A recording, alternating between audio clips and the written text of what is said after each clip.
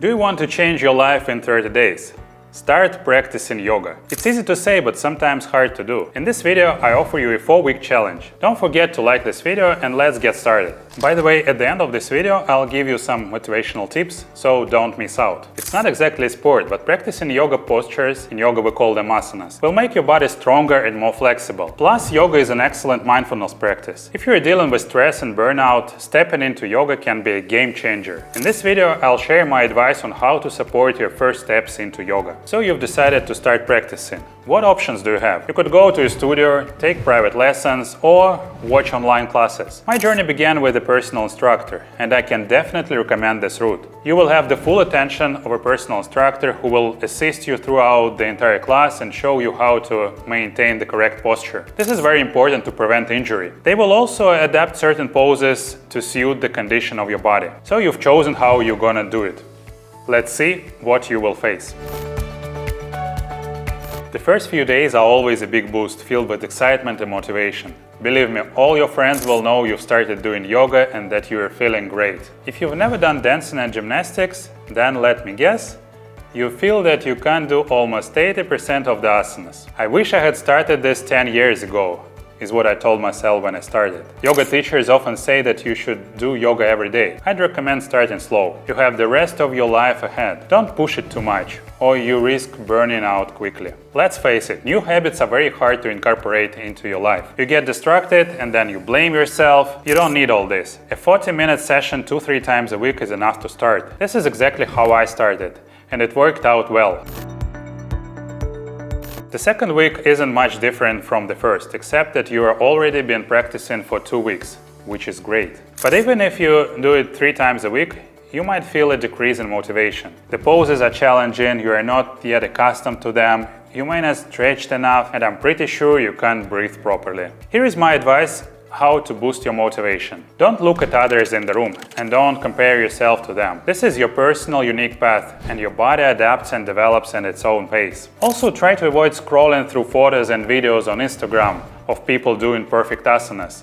It can diminish your motivation. Remember, yoga is a journey, not about fancy asanas. Look at what the famous yogi Sadhguru says. Yoga is not something that you do.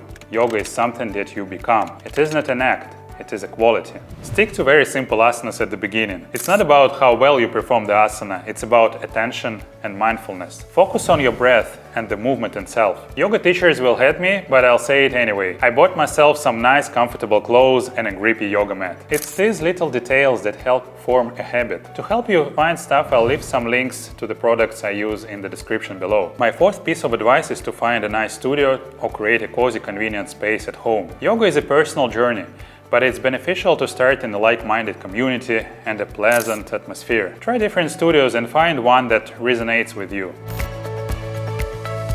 The third week is kind of a peak of your journey. You're doing yoga regularly and it's becoming a habit. How do you maintain this habit? When I was at that stage, I reminded myself that I do yoga not just because it's good for my health. I must say, you might not feel any significant changes in your body in the first 2-3 weeks. Do yoga because you enjoy the process. Find what you like most about it. Your yoga studio, your sacred place at home, the instructor and their voice, or the way your body responds to the movements. What also helped me make my practice enjoyable were these recommendations I heard from one of my teachers. First, don't do any other workout before or after yoga. You might be surprised, but some people do cycling or hit the gym before yoga. It's better to relax and get the right mindset for the class. And second, do yoga before breakfast. Or if you practice during the day, do it at least 2 hours after a meal.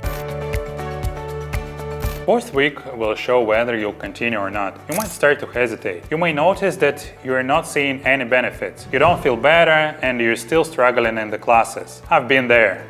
I also expected miracles. But the good thing about yoga is that it teaches you not to expect anything. Just enjoy every moment of your practice and the rewards will come. What helped me? I tried new styles. We all have different temperaments. Some of us enjoy a calm Iyengar class, while others need a challenging and demanding Ashtanga class. Artistic people might enjoy a Jivamukti yoga class. So the fourth week is for experimenting. Also, to sustain your habit, add 1 more day to your practice. Just another 30 minutes class can help maintain the regularity of your practice. What do I do when I don't feel like doing yoga? Here are 2 simple tips. First, I reduced the duration of my practice. Doing 20 minutes class is better than doing nothing. Second, I find a new online class that I fancy. I've prepared a rejuvenating practice for you.